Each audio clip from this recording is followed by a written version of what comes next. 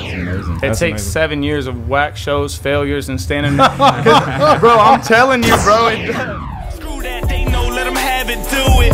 Okay, I'm erratic, prove it. Never mind, got a mind that'll wind up with me in a lineup behind bars with these bars. Okay, what's up? You in the field with the track stars, Ryan Righteous, Shantana, DJ Jeremiah. What's good? We got Beacon Light in the studio with us. How you doing? What's up, man? How you doing? Good, man. Glad to have you in the room, our makeshift room. All right, it's good to be here, bro. You got the cute wall colors. Yeah.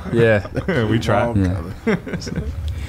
Beacon, I have to say, I think you're probably the friendliest person we've met this weekend. Really? Yeah, like just the fact that you were just so approachable. Yeah. And just, I mean, it's refreshing. Whenever we come to Flavor Fest, we enjoy the artists that don't sit behind the green screens in the back rooms, but are actually out there mingling. I see you out there every time I'm out there, and you're with another artist, and I can imagine that your conversation is somewhere along the lines of encouragement or something like that. How's it been for you? I don't know. Sometimes I just blaze on people because it's more fun.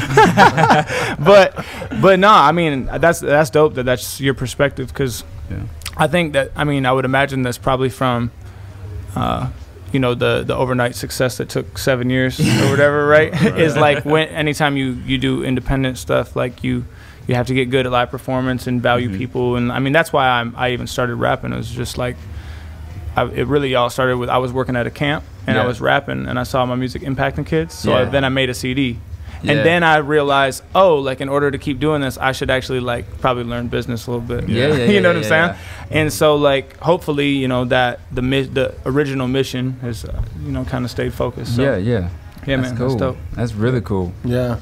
RMG Amplified, man. Tell us a little bit more about that, and like being part of that. And well, I mean, I'm just thankful, man, for like, because I mean, you know, I kind of alluded to like the whole independent grind, and like it's always a lot, you know, trying to, I mean, most artists are, right? Yeah. There's not that many good label deals.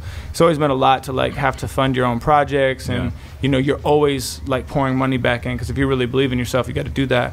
And then you know, I ran into Josh Naminsky a while back, and I hired him, and he did some stuff for some projects. And then met Doc, and we had been talking about, before they even launched Amplify, like talking about what they were going to do with it and all that stuff. And so we just kind of built a relationship.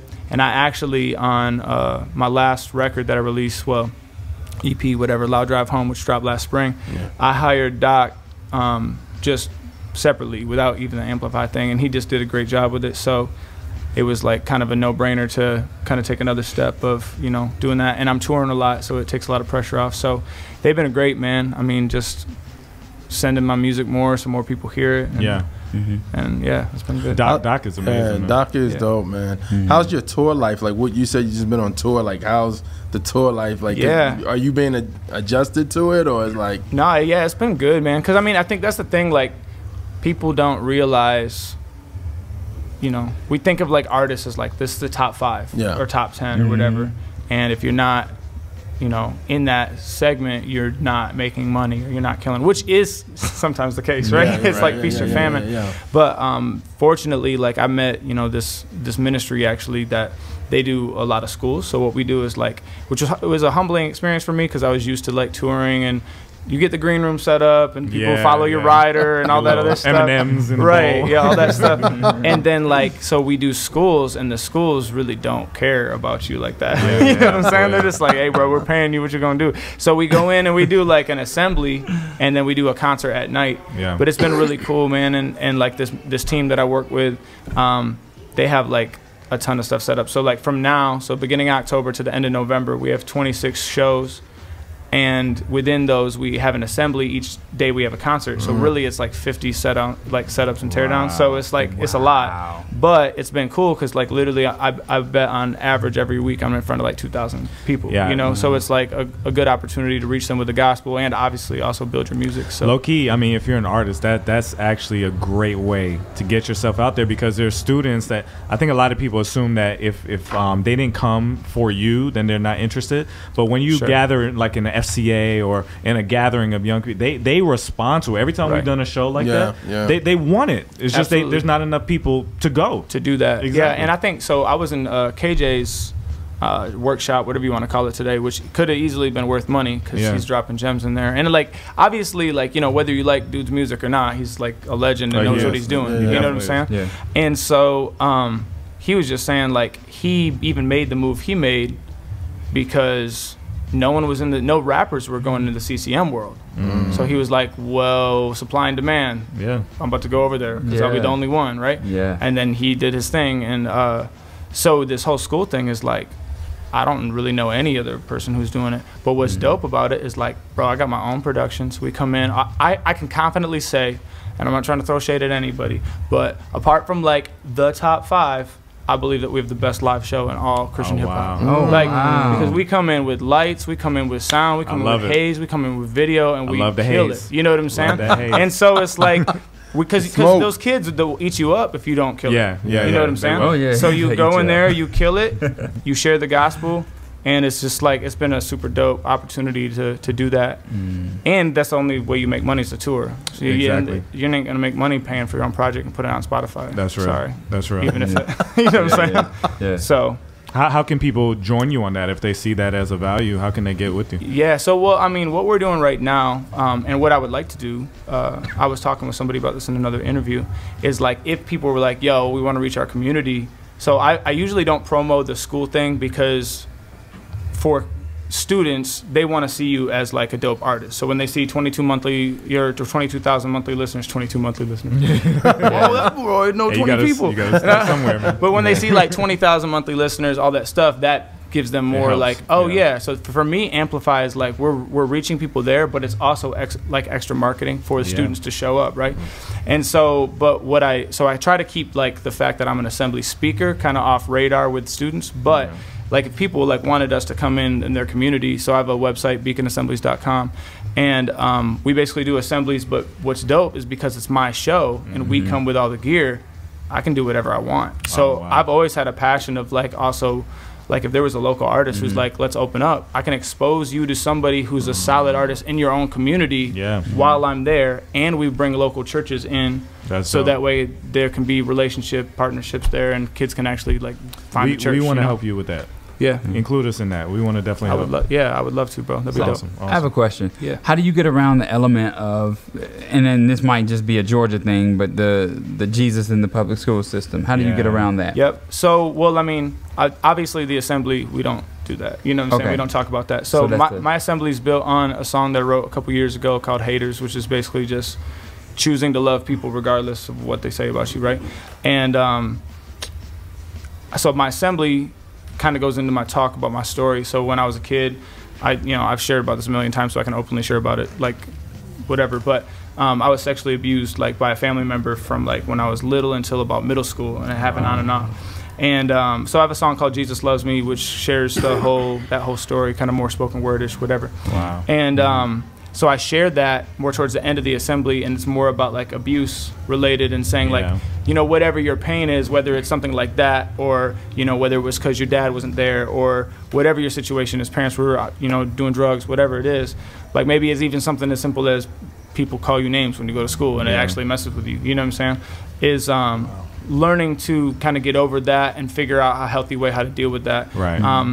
And so that's kind of the assembly talk, and we do music. But then at night, we invite them to the show, and because it's after school hours and kids come to it, we do whatever we want. So so that's when we share the gospel at 7. At 7 p.m. at night, we do the concerts. So like we basically, the model is we do the assembly, and then we invite them back to a concert during the assembly and just straight up say, look, we normally charge $10, $15 for tickets, but you can come for free tonight. That's awesome. So then they just roll through, and they're ready to go. And what's dope is the unveil of the gospel has been sweet too, because it's not like we don't try to hide it the whole time and then switch on them. Yeah. But I mean, you know how hip hop is, like Chance, everybody, and honestly, people see that God sells. So then they, like Drake's got his one God's Plan song. It's like, yep, made my God song, and I'm gonna make money off it. You know what I'm saying? Like, so they aren't really trying to for real live for God, obviously. So like, I shouldn't say obviously, but clearly, whatever. You're telling the truth. But at least not our God, right? Maybe their version of God. But I don't even lost my train of thought. Like low key throwing Christian shade at Drake. You can hear the smoke coming back at you. That's why you were like, man, I should have said that. But what you were saying was that you're able to share the gospel in a unique way. Oh yeah, share it. So like we kind of unveil it in a way of like, I literally say, so in my assembly I say I had a life-changing experience, and that's my conversion, but I don't share that. But I had a life-changing experience that made me feel like I had to approach the person who abused me, right? And so then I talk about that. But then at the concert, after like 3 hype songs in, I just say, look, that life-changing experience was Jesus. That's dope. And that's all I say. And then I say, but that don't mean that we're not about to turn up right now. And then we do this song that I have called Oh Lord, which is just a hype turn up song. And it's crazy because I know not all these kids are believers, and we're in there like, oh Lord, you're the source of my strength. And like everybody's like going crazy. Like I'll show you the video later, but like so that is a cool introduction because it's like this dude's a Christian, and he's still killing it. And then I get eventually into the more like deeper like testimonial stuff. But we kind of unveil it as like, we're not just, Christians are cool. They're not just gonna. I'm glad you're not afraid to do that, because some people, when they get that directive that, hey, you can't say Jesus here, you can't do this, they're like, well, then I can't do it. And it's like, no, you still need to be there. They still need to know who you are. So being able to wisely navigate those things and still lead people to Christ, that takes gifting. That's amazing. It takes 7 years of whack shows, failures, and standing there. Bro, I'm telling you, bro, it does. Like KJ was talking about that too. He was talking about the whole rock in the stream thing. I don't know if you guys heard that, but he was talking about the whole David and Goliath thing and how everyone wants to be David, but sometimes you're the stone that has to sit in the river and be smoothed out by the water, right? And like I think about all those shows, and I had moments of opening up for Lecrae with like 3,500 people in the balconies jumping and shaking, and then you go to do this other show and the sound is trash and there's 15 people looking at you, but you still have to figure out a way to make them have fun. And when you have been able to do that stuff, then you become a good performer and you can kind of MC. So that's dope, man. That's man. Really cool. That's amazing, man. That's true amazing. Like, how do you find like people to go on that tour with you, or is it like they already have people that you go on with? Well, so we have. So right now, our tour is pretty much just me and Kiwi. I don't know if you know who Kiwi is or not. Kiwi Morris. He's and so super cool dude. He's a genuine, one of the most genuine people I know. He really is. And so Kiwi is like, he's a servant, man. He's a dope artist. He was a Rapzilla freshman last year. But he'll also like, he plays whatever role needs to happen in order to make it work. And so when Stephen Malcolm, we have this thing called Infinity Music Group that we started a long time ago. Before we even knew that Infinity Music Distribution was a thing. We started this thing called Infinity Music Group. And it was like me, Stephen Malcolm, Biko, a couple of people. Biko is like produced for NF and stuff. Wow. And Stephen had just got saved at our church, and then it took some time to become a Christian. We were making music. After he got signed, we kind of like stopped doing the Infinity thing so much because he's doing IVAV and I was doing my own thing. And, my DJ Mark, I don't know if you know Mark the Bad Guy, but he tours with Stephen Malcolm a lot. And so Mark was my DJ, and he went with Stephen on Winter Jam. So it was like, bro, it's Winter Jam. You gotta go, bro. Like, get out of here. You know what I'm saying? Like, go have fun. So then Kiwi learned the tables from Mark. Wow. And it was like, I'll go with you. Wow. So then he was serving in that way, and like that opened up opportunity for both of us to say it makes the show better, and he's an opener. So right now it's me and him. We do that. He does like a little bit of DJ stuff at the beginning. Then he'll do like 2 or 3 songs, and then I come on. I do my set, share the gospel. That's dope. And we do a song together. So at the end, so that's awesome, man. I'm proud of you for doing that. That's great. We need you in there. Thank you, man. So tell them how we can find you. So Instagram, my tag is Beacon Music. But if you look up Beacon Light, you'll find it too. Awesome. The website's beaconlightmusic.com. So. Awesome. All right, you in the field with the Trackstarz. Ryan Righteous, Sean Tanner, DJ Jeremiah. Let's go. Hey guys, Miracle here. Thank you so much for watching that episode. Make sure you go below, like it, subscribe, click the bell, and make sure you follow us on all forms of our social media. Also, check out our website and be sure you spread the word. We'll see you next time. We know not what we doing. Screw that, they know, let them have it, do it. Okay, I'm erratic, prove it. Never mind, got a mind that'll wind up with me in a lineup behind bars with these bars. Okay, my time's up. Team Yeah. We not through yet. All right. Trackstarz Music presents. Turn my volume up. Turn me off.